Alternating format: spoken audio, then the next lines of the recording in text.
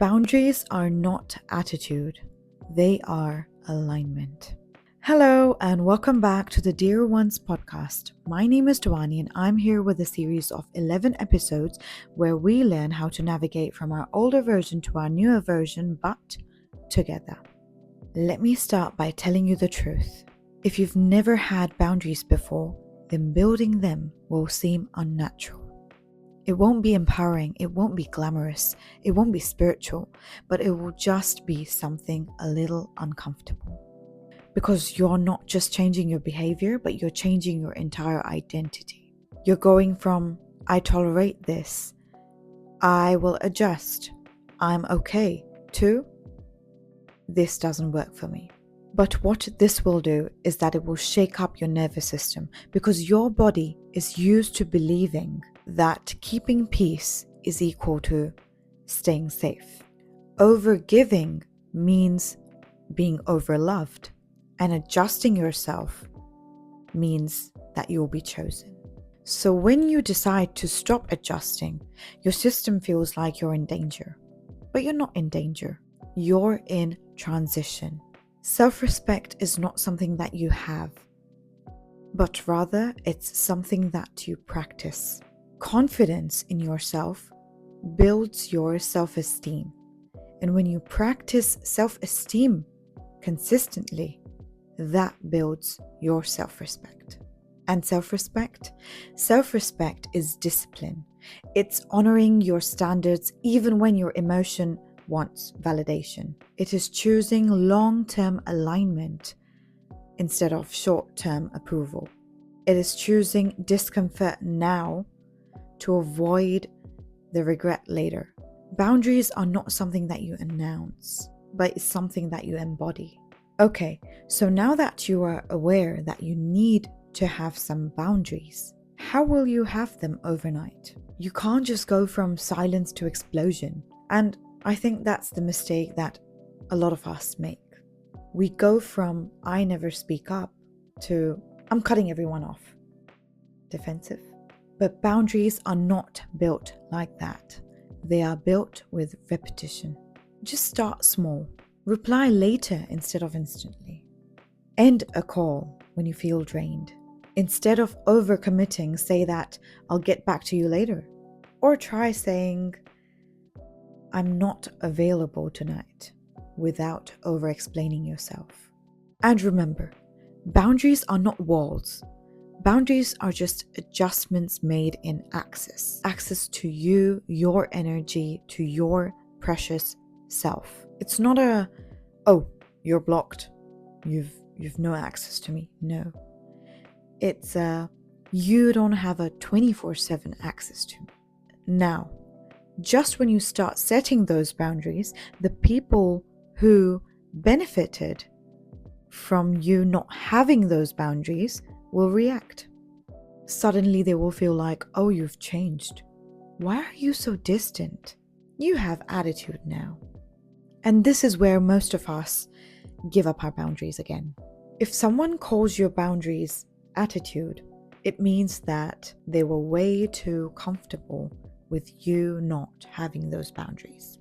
Now let's look at the thin line difference between boundary standards versus ego and attitude.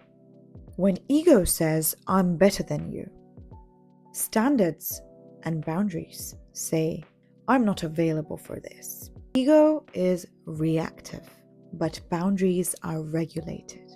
One of the biggest reasons why people cannot maintain their boundaries is guilt. You will feel mean, selfish, cold, dramatic, but here's the psychology behind it. If you were conditioned to receive love by overgiving, boundaries will feel like rejection instead of something that's healthy. Your nervous system equates disappointing someone to losing them. I've dealt with that for so long. So when you say no, your body reacts like it's being abandoned. But it doesn't mean that you're wrong, but it means that you're rewiring. It takes a while to be someone you've never been before. So instead of fixing that discomfort, sit with it. Let that guilt arise without collapsing. Don't fall for it. That discomfort is not a sign of retreat. It's a sign that you're leveling up. For example, it's your first day at the gym. You lifted some weights, you did some squats, you did some lunges, you did some cardio, you did some core workout, blah, blah, blah, blah, blah, whatever you do. Does your body not pain after that? Do you not call that pain sweet pain? Because it will ultimately build your muscle. You're ready to accept that pain. This discomfort is exactly that. It's a sign that you're leveling up. Now, if you're someone new to boundaries and learning how to set them, here are a few sentences that may help you, which are quite generic, but it really helps out. This doesn't work with me. I'm not comfortable with that. I need more notice or more time next time. I won't be able to do that without over-explaining. I'm choosing to prioritize something else for now. And you're not allowed to over-explain or give 10-minute long explanations. The more you explain, the more you're negotiating your own limits. Don't cross them yourself. And trust me, the moment you start trying to explain your boundaries to people and trying to convince them to respect your boundaries, it all collapses. Now, what do you do if someone keeps crossing that boundary? If someone keeps crossing that boundary, you do not create drama, you do not try and argue or over-explain, or you do not threaten them to leave or anything, but you just slowly adjust the axis. Less effort, less availability, less emotional depth. Self-respect is not about confrontation, but it's about consistency. There may be times where leaving conversations halfway or leaving bonds halfway through will not make sense, and you will desperately want some kind of closure. But in those things, silence is more powerful. Now, I want you to understand how it feels to set these boundaries in the first place. And this part is important. When you decide to stop being the fixer, the always available one, the emotional sponge, over-understander, you will start feeling lonely. Because the version of you that was loved for over-giving is slowly fading. But hear this clearly. You are not losing people. You are losing the dynamics which required you to abandon yourself and to choose others over yourself and your own boundaries. It's just an act of self-care.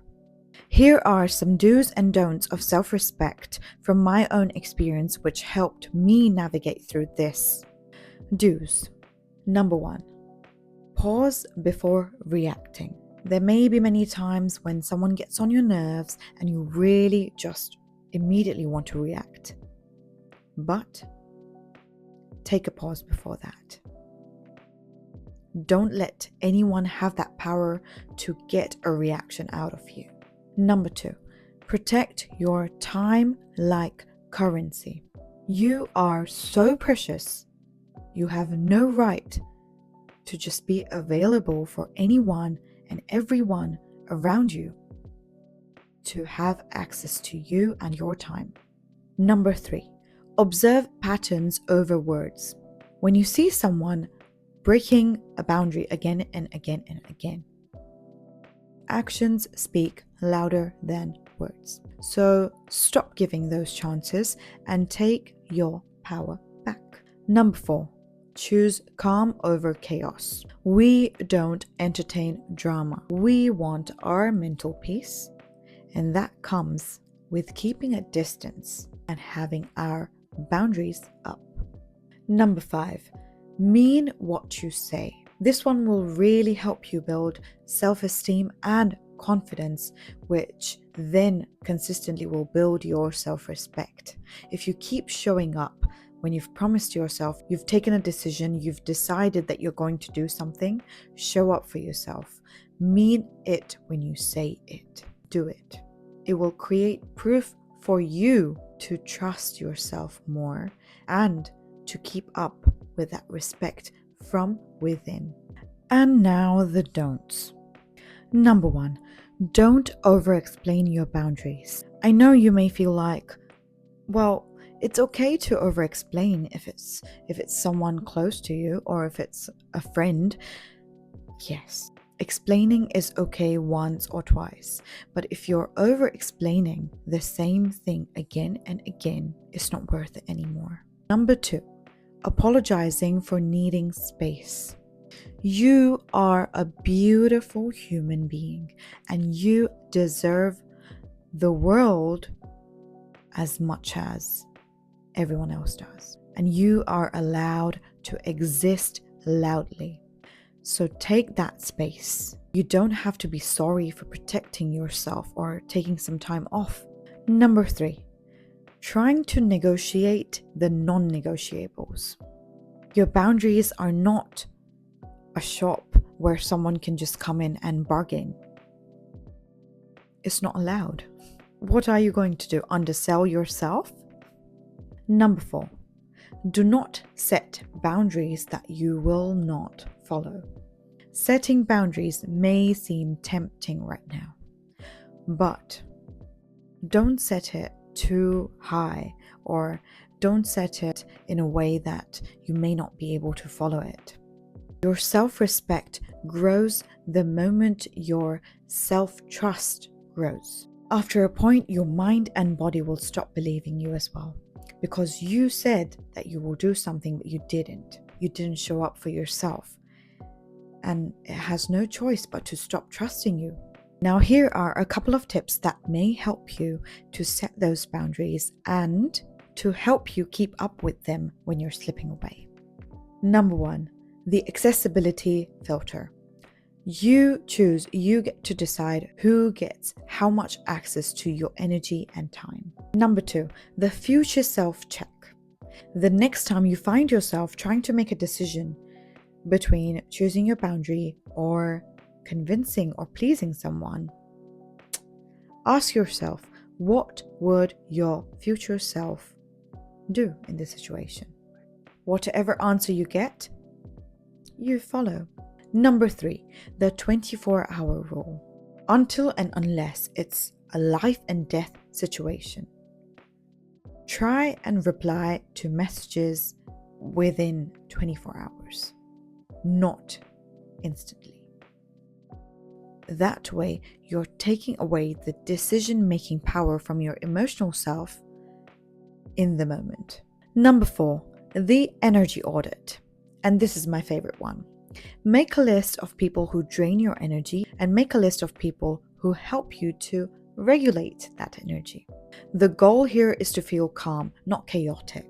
And this will help you to open your eyes and see how much of your energy is leaking in the wrong places. And number 5, consistency over intensity. Don't try and aim for big boundaries, big walls of boundaries, but instead small 100 mini micro consistent wins. Now, as we are near the end of this episode, I would like to remind you that self-respect is not a personality trait. It is about choosing alignment over approval, your standards above your ego, and regulation over responses. And if you've reached this far in the episode, then I'd like to say that I'm really grateful and I'm really proud of you for choosing this version of yourself today. And I have a confession to make. I'm not there yet either, but I'm choosing this version of myself today. And if you're too, then we are walking together. Now, don't forget to click that thumbs up button, subscribe to the channel, and share this episode with someone you love and someone who you know needs to hear this. Also, let me know in the comment section if you have any other questions or anything that you'd like to get more tips on, get more insights on, or just your feedback about how you found this episode. See you next week.